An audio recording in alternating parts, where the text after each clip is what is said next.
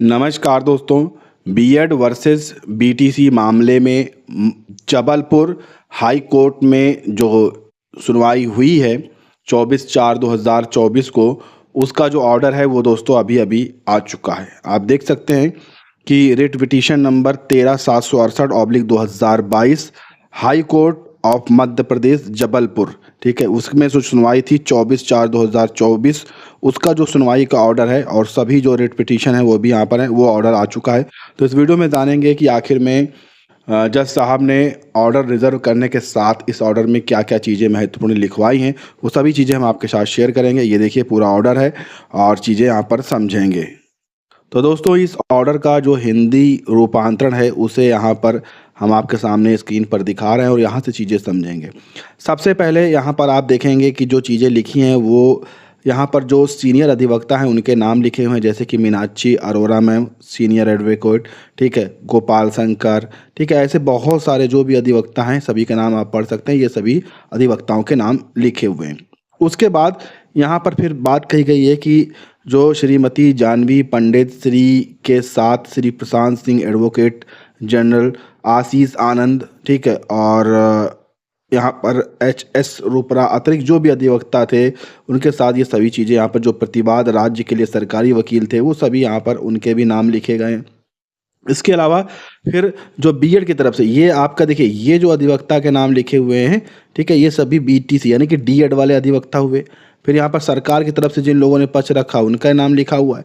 फिर ये जो पूरी लिस्ट है ये बीएड के अधिवक्ताओं का, ये बीएड का पूरा पैनल है। PS पटवालिया सर, जितने भी सीनियर बड़े अधिवक्ता हैं सभी के नाम इस ऑर्डर में लिखे गए, ठीक। उसके बाद यहाँ पर कहा गया कि ये देखिए कुछ और अधिवक्ताओं के नाम लिखे गए, शुभम राय, इन सभी को जो भी उत्तरदाता हैं उनके जो व्यापक कर्मचारी हैं चंद्रपेट के, वो वकील यहाँ पर रहे हैं, ठीक। फिर बताया गया है कि व्यापक बहस के बाद मामला अंतिम आदेश पारित करने के लिए सुरक्षित रखा गया है। राज्य के वकील को बीएड की नियुक्ति की तारीख का उल्लेख करते हुए सारणीबद्ध चित्रण दाखिल करने के निर्देश दिए गए। यानी कि केवल माननीय न्यायालय ने सुनवाई के बाद ऑर्डर में अपने केवल इतना लिखवाया है कि भाई हमने ऑर्डर को रिजर्व कर लिया है, ठीक है, हमने ऑर्डर को रिजर्व कर लिया है, लेकिन राज्य के जो वकील हैं यानी कि मध्य प्रदेश सरकार के जो वकील हैं बीएड की नियुक्ति की तारीख उल्लेख करते हुए सारणीबद्ध चित्रण जो है वो दाखिल करें। यानी कि बीएड जिन बीएड को लगभग नौकरी दी है 11,500 बीएड लोगों को नौकरी दी है मध्य प्रदेश में, ठीक।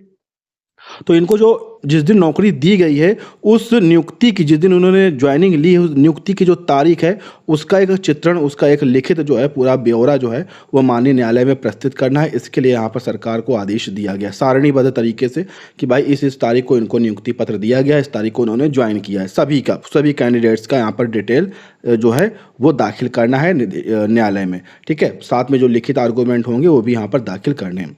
और दोस्तों हम आपको बता दें कि आपकी जानकारी के लिए कि इसमें जो ऑर्डर रिजर्व हुआ है वो मई के प्रथम सप्ताह में जो ये ऑर्डर है वो जारी हो जाएगा, ये भी जानकारी निकल कर आई है, ठीक।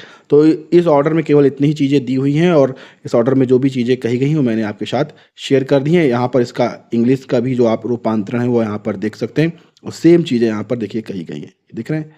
यहाँ पर साफ कहा गया है कि जो फाइनल ऑर्डर है उसको फाइनल उस पर ऑर्डर देने के लिए मामले को रिजर्व कर दिया गया है। और साथ में कहा गया कि जो काउंसिल थे स्टेट के जो डायरेक्टर थे उनको यहाँ पर कहा गया कि आप इन्फॉर्मेशन दे दीजिए जो बीएड कैंडिडेट हैं जिनको आपने अपॉइंटमेंट दिया है तो किस तारीख को आपने दिया है अपॉइंटमेंट, ठीक है। ये चीज़ें पूरा बताना है कि किस तारीख को अपॉइंटमेंट दिया है और किस तारीख को उन्होंने ज्वाइन किया है। ये सभी चीज़ें पूरा लिखित तौर में डेटा सरकार को अभी देना है। तो ये कुछ ऑर्डर में लिखा हुआ है। ऐसे ही आप अपडेट आगे भी देखना चाहते हैं तो आप इस चैनल को सब्सक्राइब कर सकते हैं। धन्यवाद।